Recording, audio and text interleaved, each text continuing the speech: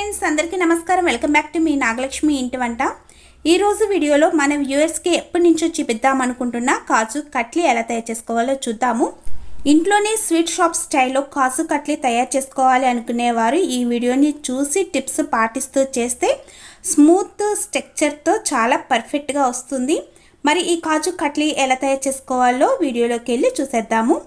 ముందుగా 1 కప్పు జీడిపప్పు అయితే తీసుకోవాలి. నేనైతే గుండుపప్పు తీసుకున్నానండి. గుండుపప్పు కాకపోయినా బద్దైనా తీసుకోవచ్చు. ఇలా 1 కప్పు కాజు నట్స్ తీసుకోవాలి. ఇప్పుడు ఒక మిక్సీ జార్ తీసుకున్న జీడిపప్పు మిక్సీ జార్లో వేసుకోవాలి. ఇప్పుడు మూత పెట్టి మిక్సీ వేసుకోవాలి. ఒకేసారి మిక్సీ వేసుకోకండి, మధ్య మధ్యలో ఆపుకుంటూ గరిటెతో కలుపుకుంటూ మిక్సీ వేసుకోవాలి. ఇలా వేసుకుంటే జీడిపప్పు ఎక్కడా పలుకు లేకుండా బాగా మెత్తగా పేస్ట్లా అవుతుంది.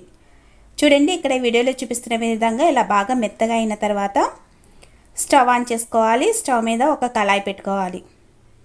ఇలా కళాయి పెట్టుకున్న తర్వాత మనం ఏ కప్పుతో అయితే జీడిపప్పు తీసుకున్నామో అదే కప్పుతో ఒక 1/2 కప్పు పంచదార వేసుకోవాలి. 1 కప్పు జీడిపప్పుకు 1/2 కప్పు పంచదార వేసుకుంటే స్వీట్ అనేది కరెక్ట్గా సరిపోతుంది. ఇలా పంచదార వేసుకున్న తర్వాత ఒక 1/4 కప్పు నీళ్లు కూడా పోసుకోవాలి. మంటను సిమ్లో పెట్టి గరిటెతో కలుపుకుంటూ పంచదారను కరిగించుకోవాలి. చూడండి, పంచదార పూర్తిగా కరిగి ఒక 2 పొంగులు వస్తుంది. అప్పుడు పాకాన్ని చెక్ చేసుకోవాలి. ఇలా కొంచెం తీసుకుంటే చేతికి జిగురుగా తగులుతూ లేత తీగ పాకం వస్తుంది. చూడండి, ఇక్కడ వీడియోలో చూపిస్తున్నట్లు ఈ విధంగా రావాలి. ఈ విధంగా వచ్చిన తర్వాత జీడిపప్పు మెత్తగా మిక్సీ వేసుకున్నాం కదా, జీడిపప్పులో ఉండే ఆయిల్ బయటికి రిలీజ్ అయ్యి ఇలా ముద్దలా కడుతుంది. చేతితో నలుపుకుంటూ ఇలా పొడి పొడిలా చేసుకొని పాకంలో వేసుకోవాలి.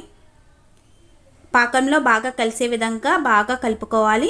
చూడండి, ఇలా పాకంలో బాగా కలిసిన తర్వాత అందులో ఫ్లేవర్ కోసం ఒక 1/2 టీ స్పూన్ యాలకుల పొడి వేసుకోవాలి.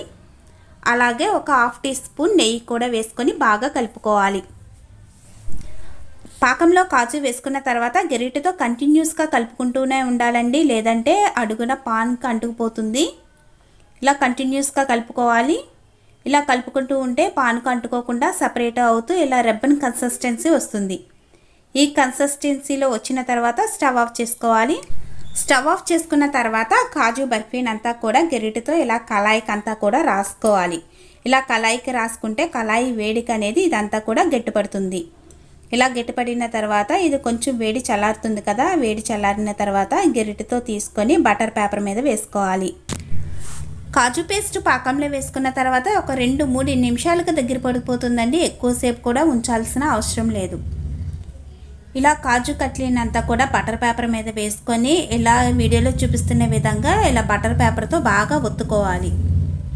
ఇలా ఒత్తుకుంటూ బాగా కలుపుకుంటే స్మూత్ స్ట్రక్చర్ అనేది ఫామ్ అవుతుంది.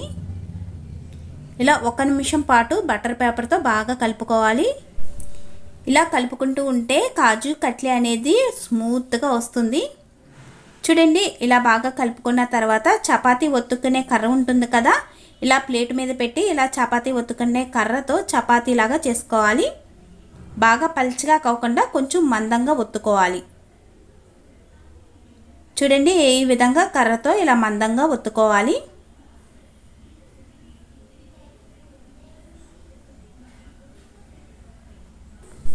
ఇలా ఒత్తుకున్న తర్వాత స్వీట్స్ మీద వేసుకునే సిల్వర్ పేపర్ ఉంటుంది కదా, ఆ సిల్వర్ పేపర్ వేసుకోవాలి. చూడండి, ఈ విధంగా సిల్వర్ పేపర్ వేసిన తర్వాత చాకుతో డైమండ్ షేప్లో కట్ చేసుకోవాలి.